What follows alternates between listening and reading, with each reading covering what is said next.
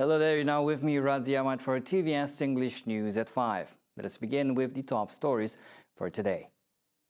The level of current immigration controls in Sarawak is satisfactory. The matter was revealed by the newly appointed Immigration Department of Malaysia Deputy Director, Datuk Ken Laban, after paying a courtesy visit to Sarawak Premier Datuk Patinggi Tan Sri Abang Johari Tun Openg today. Ken would be the first Sarawakian to be appointed Deputy Director of the Department after serving as Director of Sarawak Immigration Department since 2016. Dalam masa yang sama, saya telah memberi maklumat terkini berkenaan dengan situasi kawalan imigresen di Sarawak kepada beliau. Saya memaklumkan bahawa setakat ini kawalan imigresen adalah memuaskan, is manageable. Dan memberi perkembangan-perkembangan terkini tentang dasar-dasar yang dilaksanakan di persekutuan dan juga untuk mana yang sesuai dilaksanakan di Sarawak. Jadi itu di antara lawatan saya menghadap Yang Amat Berhormat Datuk Patinggi Premier Sarawak. In the meantime, the outgoing director said the courtesy call was intended to report to Abang Johari on his transfer from Sarawak to the Putrajaya. Pagi ini saya menghadap Yang Amat Berhormat Datuk Petinggi Premier Sarawak untuk melapor kepada Yang Amat Berhormat bahawa saya selaku mantan pengarah imigresen Sarawak telah mendapat tawaran menjadi timbalan Ketua Pengarah Imigresen Malaysia yang berkuasa pada 7 Februari yang lepas. Jadi saya datang untuk melapor kepada Yang Berhormat bahawa saya akan menjalankan tugas baharu di Putrajaya. Sarawak's proposal to improve the salary scheme of civil servants would attract more individuals of different ethnicities to join the civil service. Now, Gabungan Parti Sarawak GPS Secretary General Datuk Sri Alexander Nantalinggi welcomes the move made by the Premier of Sarawak, Datuk Patinggi Tan Sri Abang Johari Tun Openg, in proposing to enhance the salary scheme. In a social media posting, Nanta said this initiative must be supported by a fairer employment system that gives all ethnicities in Sarawak an equal chance at joining the state civil service.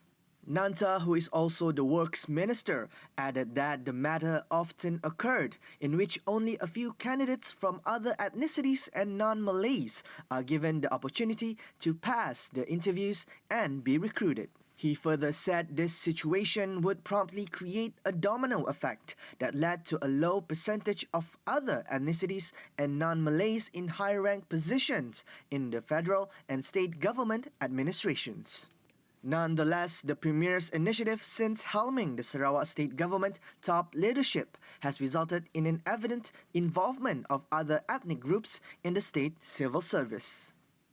He further said that it was also evident that more members of the other ethnic groups and non-Malaysia are being appointed to high-ranking positions, be it in the Sarawak Civil Service or government-linked companies, GLC.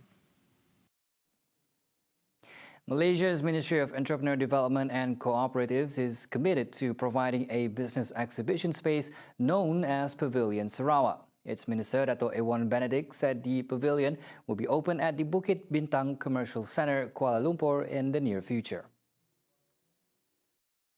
Agensi kita Oda Holdings telah membangunkan satu pusat keusahawanan yang begitu besar dan di mana kita menyediakan Pavilion Sarawak supaya produk-produk SME, IKS di Sarawak dapat dipamer dan dapat dijual di Pavilion Sarawak tersebut dan mudah-mudahan dalam masa akan datang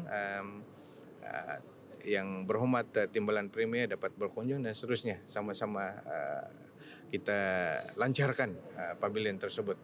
Ini satu komitmen kita kepada SME ataupun IKS Sarawak di mana kita sediakan pavilion kepada setiap negeri, ruang IKS SME di setiap negeri itu dipamer dan dijual di pavilion tersebut. di Lalapot di Kuala Lumpur, di Bukit Bintang. He said this when met after paying a courtesy call to Deputy Sarawak Premier cum Second Minister for Natural Resources and Urban Development and Minister for International Trade and Investment, Dato' Amar Awang Tengah Ali Hassan, at the Borneo Convention Centre, Kuching, on Thursday. Technology has contributed immensely in enabling Deloitte Malaysia to achieve significant success in providing education to underserved and underprivileged children across Malaysia. Deloitte Kids EDU program involves primary school children from 6 locations, namely Kuala Lumpur, Selangor, Penang, Johor, Negeri Sembilan, and Sarawak. Its Chief Executive Officer, Yi Wing Peng, said with the extensive nationwide outreach of the program, it comes with an extensive technology enablement. Hence, Deloitte Malaysia, together with other agencies, work hand in hand in providing technology hardware such as refurbished laptops to the students. Deloitte is really committed to make an impact to the B40 communities in the country.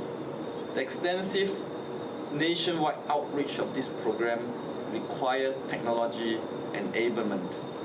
In this respect, we are very thankful that YTL Foundation, which provide Yes 4G data plan to all the Kids Edu students on a complimentary basis.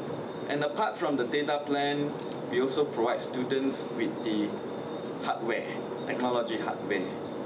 Meanwhile, Yi added that with 2,800 professionals who are heavy laptop users, Deloitte Malaysia has procured leased laptops from various vendors in an effort to foster partnership. Additionally, he said since it is the company's policy to refresh laptops every 2 to 3 years, Deloitte has since come up with another cost-saving approach. One day, we come up with this idea whereby we say, instead of returning used computer to our lessor, why don't we buy back some of the used laptop and then we get refurbished and thereafter give it to the students. So there comes the idea of procuring used laptop. And then next, what we need to worry is about how to get people to refurbish the used laptop. And in this country, right, we have so many stakeholders in the ecosystem that are willing to play a part, right, to make an impact to the community. We reached out to 2 universities. One is Sunway Monash, the other is TAR UMT. And they have IT or computer science students that were willing to come forward, took home the used computers or laptops that we gave to them, and they used their own money to buy some spare parts and fit it into the used computer. And there come the refurbished laptops. They are ready to be distributed and used. Since June 2020 to February 2023, Deloitte has distributed a total of 510 laptops with the aim to make education accessible to kids from low-income households. Together with Sarawak State Education Department, Deloitte Kids EDU was launched in the state in March 2021 with 250 students in Kota Samarahan and 200 students from Kuching. To date, the program has impacted more than 2,000 students nationwide. In the aftermath of the devastating earthquake that struck Syria, a young Syrian boy named Karam smiled and started to play with his rescuers who pulled him from the rubble of a building. A video shared by Syria Civil Defense, also known as the White Helmets, showed the rescuers cheering, happy to see the young boy and laughing along with him. Meanwhile, in the Turkish town of Hatay, a newborn baby was one of the people rescued from the rubble. First care was administered after the newborn infant, wrapped in a warm blanket, was carried out of the debris. Turkey officials said 14 other babies were also rescued and being treated at the hospitals in Kahramanmaras when the earthquake hit the city. They will be taken under protection of the children's organization affiliated with the Ministry of Family and Social Services in the capital, as their families could not be reached. In a sports hall where dozens of corpses lined up due to the devastating earthquake sit a 24-year-old Yunus Amrakaya hugging the lifeless body of his fiancée Gulcin, who died alongside her sister. Just last week, the young couple talked about their wedding that would be held in April, but on Wednesday, Kaya sighed as his fiancée was dressed in a funeral shroud instead of a wedding dress. I was planning to dress her in a wedding dress, but now I will dress her in a funeral shroud. Sister, how can I describe this? Let me tell you and you can feel it. Imagine somebody tied your hands and feet and you cannot get up. There is no food, no water, and no air. This is how I am. I am like the walking dead. I am a living dead. I lost my feelings. I lost my feelings. Kaya met his 20-year-old fiancée, Gulcin, 3 years ago and fell in love at first sight. I saw her when I completed my military service for the first time. She is 4 years younger than me. How can I describe her? She was 16, about to be 17. We saw each other and we love each other. We love each other very much. I haven't seen so much love anywhere else. She was saying, Emry, I have a feeling we won't be able to do that wedding this time either, and she was feeling sad. It seemed like she felt what would happen. I kept telling her, whatever happens, nothing can stop me from being with you. But we would never imagine it would be like this. As he signed the documents to take her body to the funeral, Kaya hoped that during the earthquake, she passed on without any suffering. My only wish is that I hope God took their life at the first moment and they died without suffering. And I just kissed them on the forehead. I open and kiss her face. There is nothing else that smells this good. There is no other smell as beautiful as this one. We had a lot of good memories. It was not meant to be.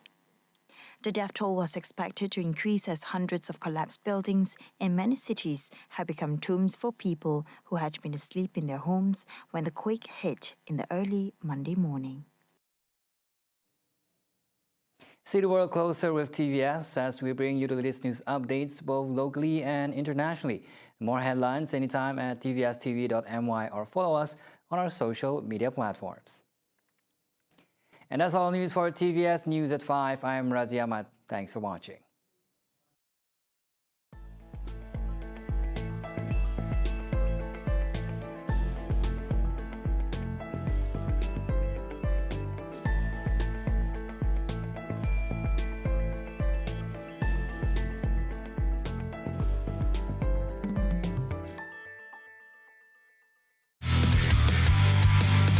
TVS Live, sebuah konsert yang menampilkan artis-artis terkenal tanah air.